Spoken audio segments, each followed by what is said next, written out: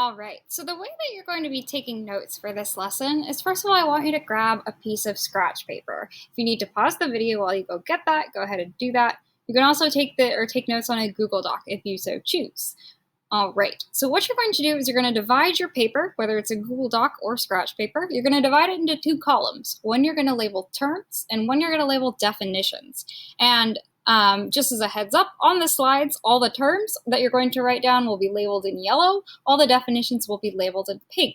Once you're done, upload your notes to this assignment for full credit to earn full credit for this assignment. If you do not upload your notes, you will not earn full credit. All right, so what we're going to be doing this unit is we're going to be talking about macroeconomics. So last unit, we looked at the economy from the perspective of individual businesses and individual consumers. What we're going to do now is look at macroeconomics. So we're going to look at the economy on from a large scale perspective, and we're going to look at how societies behave. And what we're going to do today is we're going to talk about the role of government in the economy. And there's 6 things that we're going to look at. We're going to look at how the government protects private property rights, promotes competition, protects consumers, provides public goods and services, redistributes income, and resolves market failures. All right, so the first role that we're going to look at is protecting private property. So you see that term there in yellow, write that in the term column, then write the definition in the definitions column that you just made. So the definition of this role is that the government protects private property and intellectual property through laws, contracts, patents, and copyrights. And the reason why this is important is because without this role, we actually could not have a market economy, right? And that's because, well, if I open up a bakery and I'm selling my cookies and my cakes, right, if there's absolutely no protection for private property and anyone can come into my business and rob me and steal my products, right, and I have absolutely no recourse, so I can't call the police to get my stuff back, well, how is my market going to function, right? Why is someone going to come to my bakery and buy my products when they could just steal them instead, right? So in order for a market economy to function, there actually has to be some government involvement, and that is protecting private property. And if there are any disputes, these are resolved by the judicial system. All right. Role 2 is promoting competition. So market economies depend on free and fair competition to keep prices low and quality high. As you know, right, a good example of a company having perhaps too much control over a market, if you live outside of Roseville like I do, PG&E is the only power source available to me, right? There's no competition. I can't go and pick another power company that provides power without having to shut it off every few months. So I have no alternative, right? And that is because PG&E has monopoly over the energy providing where I live, right? So another role of the government is, again, to promote competition. So the government plays a role in breaking up some, but not all monopolies, and a monopoly is where one firm controls the market.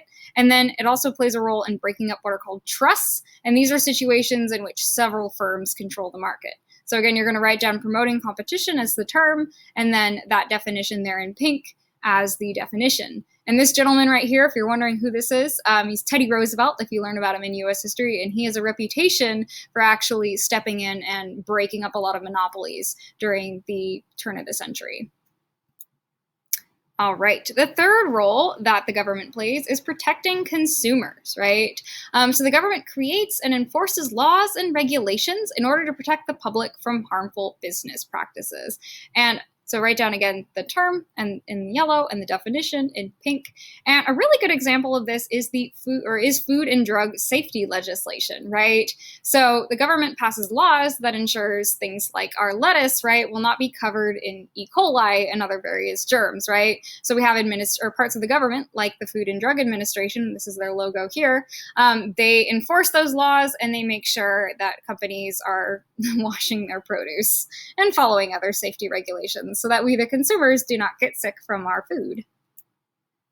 Right. Role number 4 is providing public goods and services. So if you're wondering what a public good is, let's define that. So first of all, private goods, in contrast, are goods and services owned by private individuals and businesses. So my car is a private good. I own it personally. It is not owned by the government. That is mine. I bought it. I pay my car payment for it, right? In contrast, public goods and services are owned and operated by the government, right? So the school that you may or may not be sitting in right now is a public good, right? The government is providing for school, it collects taxes, and then pays for that school building, and it pays for your teachers' salaries and all the other various things in the school, right? So what you're going to write down, rule number 4, providing public goods and services, that's your term. And the definition is that the government provides public goods and services in order to benefit society as a whole and pays for them by collecting taxes. So as we know, there's no such thing as a free lunch. So the things that we think are free, like education, are indeed paid for by other things like taxes. Other examples, aside from school, roads are public goods. The national defense, our military, police and fire departments, and parks. All right, so one thing that I think is really interesting about this unit, which is where I personally really enjoy macroeconomics, is that this is subject to a lot of debate. So there's a lot of disagreement about what the public sector should provide and what goods and how large the public sector should be and what goods and services it should provide, right? Some economists will argue that the private sector, so individual businesses and consumers, not the government, provide better quality goods and services, and that's because of competition. However, other people will argue that the private sector is ill-equipped to offer some goods and services since they produce few profits, right? So who's going to establish roads, right? What private company will establish roads? Well, we need roads to deliver goods that private companies sell, right? We need roads to get places and get to work. But roads aren't very profitable. The only reason a company would want to set up a road, perhaps, is so they could charge some massive toll, right? And we don't want that. So other controversial questions about this topic include, how involved should the government be in education? And then, should we have a universal healthcare system? So should the government provide healthcare or health insurance for us? And just as an example of that, right, some people will point to the fact that the United States, which has a private, largely, not entirely, largely private healthcare system, we lag behind a lot of other countries. We're far behind a lot of other countries on measures like infant mortality and other measures of health. On the other hand, though, people are who maybe would be opponents of a universal healthcare system will point to places like Britain, where the NHS has some drawbacks, right? So it's a matter of debate.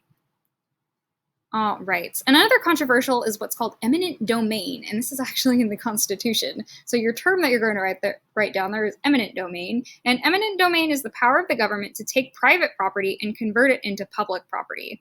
And again, this is in the Constitution. This is part of the Fifth Amendment. It gives the government the right to seize private property for the public's benefit as long as the owner is fairly compensated. So if the government wants to build a national highway system and that highway system happens to go right through your house, the government can take that house and build the highway system as long as it compensates you for the value of your house.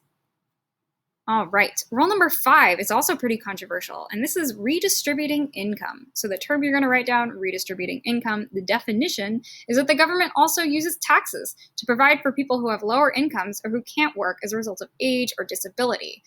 So examples of this would be the welfare system, food stamps, Social Security, disability, unemployment, women, infants, and children, which is a kind of food stamps, Medicaid, etc., etc. All right, rule number 6, which is the last one that we're going to talk about, is resolving market failures. So term you're going to write down, resolving market failures, definition, the government may also intervene when a private company pushes the cost of production onto other people or groups. So the fancy economic term for this is negative externalities, and we're actually going to learn about that very soon. So for example, if a company is polluting the environment, or perhaps a company spills a bunch of oil, the government will step in and try and discourage these market failures. And we'll talk about how they do that a little bit next week, or next couple of lessons.